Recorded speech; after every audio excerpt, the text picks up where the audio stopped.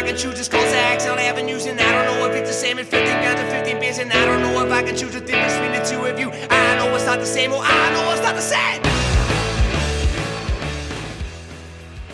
I'm Kyle. I'm an electrical engineer, automatic doors and shit like that. I play drums in the Couth, have been doing so since the beginning. It's good crack. More can I say? My name's David, I work in retail and I sing and play rhythm guitar for the band. I'm Ryan, I'm a graphic designer and I play lead guitar. Matthew's supposed to be here, it's my brother, it's a massive letdown. Part-timer. But he's plays the bass and he also works in retail. A blood breaker! A blood breaker! A blood breaker! Influence-wise, we always like the kind of like sort of grungy punky stuff, probably like Iggy Pop and Ramones and then bands like the Strokes as well, you know. Yeah, more melodic, not just as sort of thrashy as that.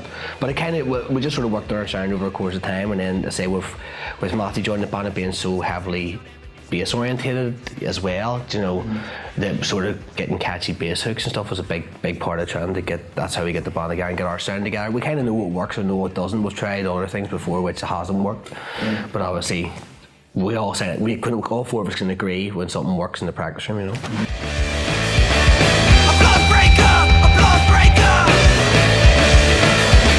As we speak right now, I'm on call, so I can end up getting a call out to go to Skilling, you know, and you have to go. So that's a bit of a bollocks, but it only happens really once a month. No, it's good now that we're actually getting a couple of quid for the gigs, but whenever we weren't getting any money from it was kind of like we were getting, me and Ryan were getting out of work at 5, meeting up with each other, and then you go down, and obviously you're doing it because you want to play a gig.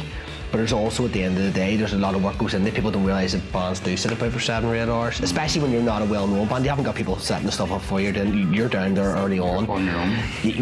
You most of the, you know, you're not going to be guaranteed to get paid and things like that. That's a big thing that I think a lot of promoters can prey on. They can see bands want to play live music, and they think it's an outlet for them. Give them 20 quid. Yeah, but it wouldn't cover your costs. We haven't even called it a job. A job, Yeah. no way. It's a hobby. I love drumming. These boys love playing the guitars. It's kind of, Yeah. it's something. You sort of, you know. yeah. A lot of people think you do it because these lads want to get rich and famous. It's not even about that. It's just about jamming and having It's difficult to do, so. I've always really enjoyed recording. So at the minute you could call it a hobby, but it's something that I would put my bit of spare time into writing songs and stuff. It's what I enjoy doing. But then whenever it comes together, I think it's like, it's a hobby worth doing. Because we all always work 40 hours. Kyle works a lot, Ryan probably works more than me. I don't do a hell of a lot.